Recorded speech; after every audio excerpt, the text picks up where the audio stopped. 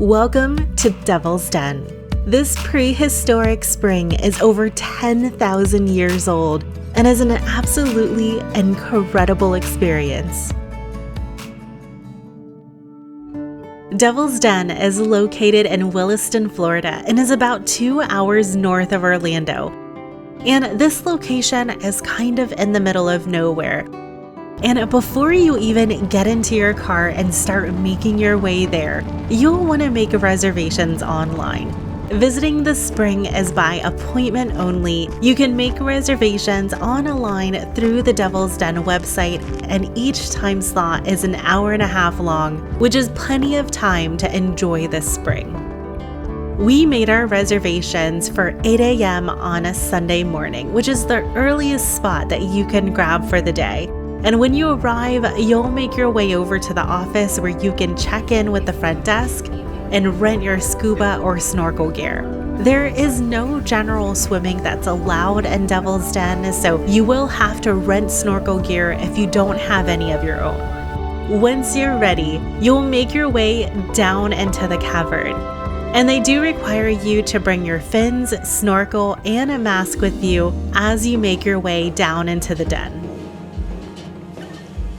It's a short descent into the den where you're able to see a small platform in the middle of the water and the natural light that's coming down from the giant hole in the top of the cavern.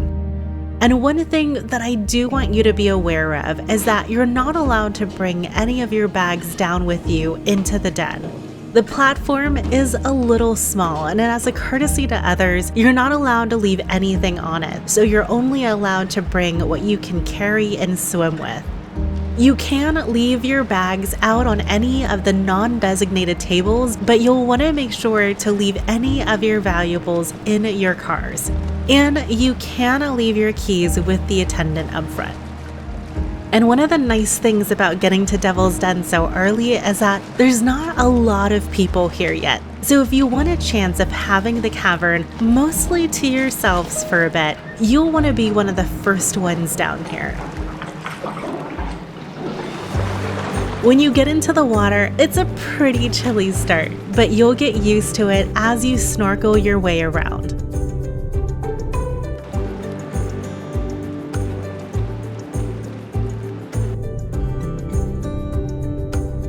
And since it's a natural spring, you'll also get a chance to see tons of fish and possibly a few turtles, even though we didn't see any turtles while we were there.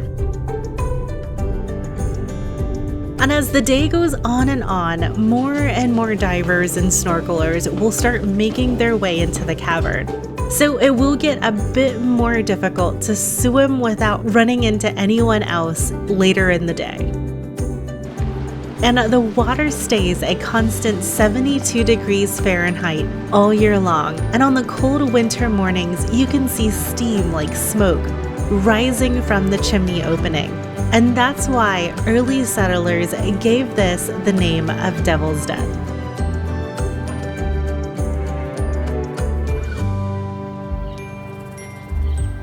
So if you are thinking of heading to Devil's Den, here are a few things to keep in mind. First, each person in your party is required to make a reservation through the website. Visits to Devil's Den is by appointment only, and they will check your names when you check in. But you're not required to make a payment until you arrive on the day of your visit.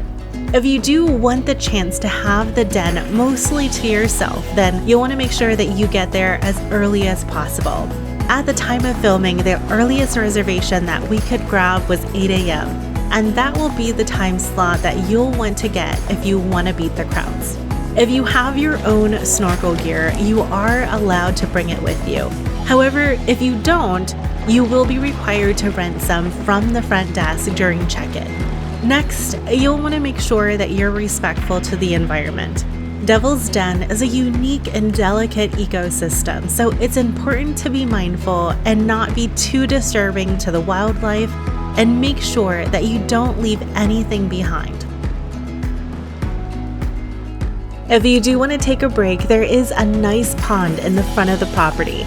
According to the sign, it's mostly for divers and we didn't see anybody go in while we were there, but it's a beautiful area to walk around if you're looking to just get away and find a quiet spot for a while.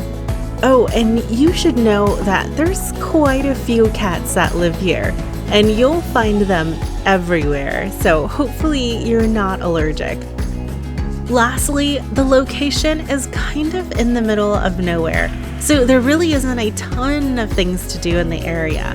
If you do want to pack a snack or a meal, they do have a few picnic tables that are spread throughout the park. If you're looking for even more springs to explore while you're visiting Florida, then you're in luck because I've got an entire playlist for you that just popped up on the screen.